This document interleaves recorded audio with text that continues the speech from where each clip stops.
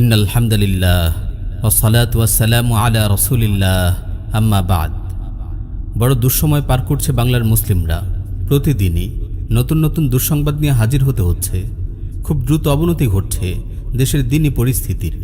কেবল দিনী পরিস্থিতি নয়, বরং দুনিয়াবী পরিস্থিতিও খুব দ্রুত অবনতির দিকে যাচ্ছে। আল্লাহ আমাদের হেফাজত করুন। প্রিয় ভাই ও বোনেরা, আজ প্রায় এক দশক ধরে এই দিনগুলোর ব্যাপারেই আমরা সতর্ক করে আসছিলাম। দুর্বল গলায় চিৎকার করে বলার চেষ্টা করছিলাম, এই কুফরি গণতন্ত্র, এই জাহিলি রাষ্ট্র ব্যবস্থা, এই তাগুত শাসক গোষ্ঠী একসময় ইসলাম ও মুসলিমদের গলা টিপে ধরবে। অনেক দায়ী ভাইয়েরা তখন বলেছিলেন, এসব খারেজিদের কথা, এসব কথা যারা বলে তারা দেশে সন্ত্রাস ও নৈরাজ্য সৃষ্টি করতে চায়। ইসলামের যুবকেরা, প্রিয় বোনেরা, ঈশান কোণে মেঘ জমেছে, যেই ভয়াবহ ঝড়ের ব্যাপারে আপনাদের সাবধান করেছিলাম, আমার মনে হচ্ছে সেই ভয়াবহ কালবৈশাখী ঝড় দ্রুত আঘাত হানতে যাচ্ছে। অনাগত সেই ভয়াবহ দিনগুলোর পূর্বাভাস ইতিমধ্যেই প্রকাশিত হতে শুরু করেছে। আপনারা নিজের চোখেই তা দেখছেন। আপনারা জানেন, পুরো দেশ দুর্গাপূজার শিরকে দূষিত হয়ে উঠেছে। দেশ জুড়ে আজ শিরকের জয় জয়কার। সোশ্যাল মিডিয়ার মাধ্যমে আপনারা জেনেছেন, কয়েকদিন আগে ইয়াসিন রুবেল নামের এক ভাইকে নোয়াখালী জেলা পুলিশ কেবল এই জন্য গ্রেফতার করেছে যে সে ইসলামী ফিকহের একটি মাসআলা বলেছিলেন।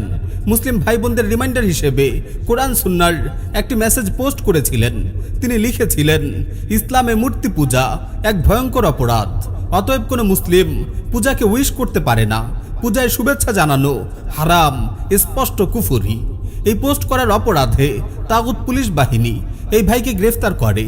পুলিশের মতে এটি নাকি ধর্মীয় উস্কানিমূলক মন্তব্য। ইয়াসিন রুবেল ভাইয়ের দেয়া পোস্টটি কি ইসলামের একটি বেসিক মেসেজ নয়? এটি কি লা ইলাহা ইল্লাল্লাহর অন্যতম দাবি নয়? মূর্তি পূজা এবং শিরক এমন এক মহা অপরাধ যা আল্লাহ রাব্বুল আলামিন কিছুতেই ক্ষমা করবেন না। মানুষ যত গুনাহ করতে পারে তার মধ্যে এটি সর্বনিকৃষ্ট গুনাহ। এই মূর্তি পূজার ব্যাপারে কুরআনুল কারীম বারবার দ্ব্যর্থহীন ভাষায় বলেছে, ইন্নাল্লাহা লা ইয়াগফিরু আন ইউশরাকা বিহি ওয়া ইয়াগফিরু মা দুনা যালিকা লিমান ইয়াশা ওয়া মান ইউশরিক বিল্লাহ ফাকাদ ইফতারা ইসমান আযীমা।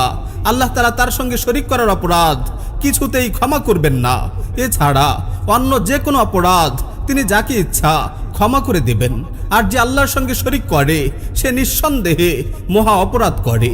ভাই ইয়াসিন রুবেল তো কেবল কোরআনের বক্তব্যটাকেই তুলে ধরেছে। এখন নোয়াখালীর পুলিশের কাছে গোটা দেশবাসীর প্রশ্ন, ধর্মীয় উস্কানিটা দিল কে? কোরআনের বক্তব্যই কি তোমাদের কাছে ধর্মীয় উস্কানি? আল্লাহ রাব্বুল আলামিনের কথাই তোমাদের কাছে ধর্মীয় উস্কানি? প্রিয় দেশবাসী, এবার এক মিনিট চোখ বন্ধ করে ভেবে দেখুন, এদেশে আমরা কি তাহলে কোরআনের কথাও বলতে পারবো না? ইসলামের মূল বুনিয়াদ তাওহীদের কথাও বলতে পারবো না? আমরা কি বলতে পারবো না এসব নিষ্প্রাণ ইট পাথরের পূজা করা আল্লাহর সঙ্গে সুস্পষ্ট শিরক? এই শিরকের সমর্থন করা, মূর্তি পূজা উপলক্ষে উইশ করা, এই শিরকের মতো গর্হিত নোংরা কাজের উৎসবে শরিক হওয়া সুস্পষ্ট হারাম, যা মানুষকে কুফর পর্যন্ত নিয়ে যেতে পারে। ভেবে দেখুন পরিস্থিতি কোথায় গিয়ে ঠেকেছে। আমার ভাইয়েরা, এটি হলো সেই প্রলয়ঙ্কারী কালবৈশাখী ঝড়ের আভাস, যে ঝড় বাংলার মুসলিমদের দিন দুনিয়া দুটোকেই লণ্ডভণ্ড করতে পূর্ণবেগে ধেয়ে আসছে। এই ভয়াবহ ঝড়ের পূর্বাভাসগুলোই বারবার আমি আপনাদের চোখে আঙুল দিয়ে দেখিয়ে দেওয়ার চেষ্টা করে যাচ্ছি। যখন এদেশের মুসলিম নেতৃবৃন্দ গণতন্ত্রকেই ইসলাম প্রতিষ্ঠার একমাত্র পথ হিসেবে বেছে নিয়েছিল, তখন থেকে এদেশের ইসলাম ও মুসলিমদের ভবিষ্যৎ এক ভয়ঙ্কর অনিশ্চয়তার দিকে যাত্রা শুরু করেছিল। সুবহানাল্লাহ, আজ এমন সময় এসেছে যখন শিরক ও মূর্তি পূজার বিরুদ্ধে বললেও তাগুতি রাষ্ট্রযন্ত্রের পাহারাদার পুলিশ বাহিনী তাকে গ্রেফতার করে নিয়ে যাচ্ছে। আমরা তখনই সতর্ক করেছিলাম যখন জিহাদকে জঙ্গিবাদ বলা হচ্ছিল। এখন স্বয়ং ইসলামকে জঙ্গিবাদ বলা হচ্ছে। ইসলামের নবী মুহাম্মদুর রাসূলুল্লাহ সাল্লাল্লাহু আলাইহি ওয়াসাল্লামকে জঙ্গি বলা হচ্ছে। কোরআনের বক্তব্যকে ধর্মীয় উস্কানি বলা হচ্ছে। নাউযুবিল্লাহি মিন যালিক। আমরা তখনই বুঝতে পেরেছিলাম যখন নামাজ শিক্ষা ও সিরাতের বইকেও উগ্রবাদী বই হিসেবে জব্দ করা হচ্ছিল। আমরা তখনই বুঝতে পেরেছিলাম যখন 5 ওয়াক্ত সালাত আদায় করা, টাকনুর উপর কাপড় পরিধান করা, গান বাজনা বর্জন করা, হারাম প্রেম থেকে ফিরে আসাকেও তারা জঙ্গিবাদ বলছিল। আমার এখনো সেই সব অবুঝ অদূরদর্শী দায়ী ভাইদের কথা মনে পড়ছে, যারা জঙ্গিবাদ বিরোধী মানববন্ধন করতেন, ওয়াজ মাহফিলে জঙ্গিবাদের বিরুদ্ধে আওয়াজ তুলতেন। আপনারা যারা না বুঝে তাগুত সরকারের সঙ্গে সুর মিলিয়ে দাজ্জাল মিডিয়ার সঙ্গে গলা মিলিয়ে জঙ্গিবাদ বিরোধী ক্যাম্পেইন করতেন, এখন দেখুন তাগুত সরকার ও মিডিয়ার কাছে জঙ্গিবাদ মানে কি, তাদের কাছে জঙ্গিবাদের সংজ্ঞা কি, এই জঙ্গিবাদেরই কি বিরোধিতা করেছিলেন আপনারা? তাদের কাছে গোটা কোরআনই জঙ্গিবাদ, কোরআনের প্রতিটি আয়াতই ধর্মীয় উস্কানি ও সাম্প্রদায়িক সহিংসতার কারণ। আমার প্রিয় ভাই ও বোন, চারদিকে আজ দুর্গাপূজার নামে শিরকের জয় জয়কার চলছে।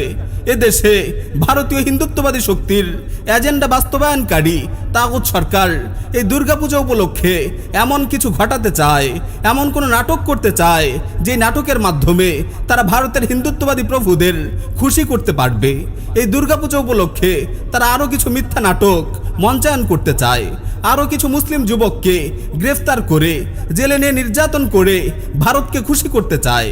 ঢাকা মেট্রোপলিটন পুলিশ কমিশনার সে বলেছে 50 জন মুসলিম যুবক নাকি ঘর ছেড়েছে, তারা নাকি দুর্গাপূজায় জঙ্গি হামলা চালাতে পারে। দেখুন কি সব জানতেই তাগুত পুলিশ, দেখুন কিভাবে নাটকের স্ক্রিপ্ট বাস্তবায়নের কাজ চলছে। তাই আমি দেশবাসীকে অনুরোধ করব, আপনারা সতর্ক থাকুন।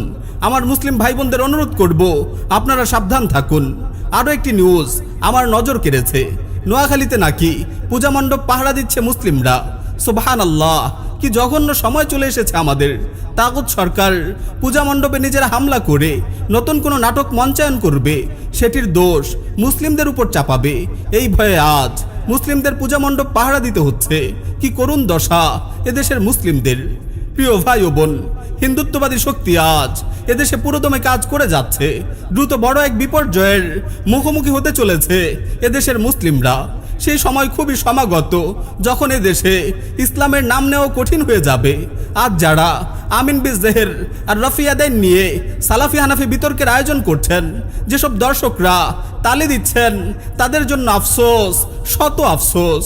হিন্দুত্ববাদী শক্তি যখন আপনার দাড়ি ধরে টানবে, তখন জিজ্ঞেস করবে না আপনি হানাফি নাকি সালাফি।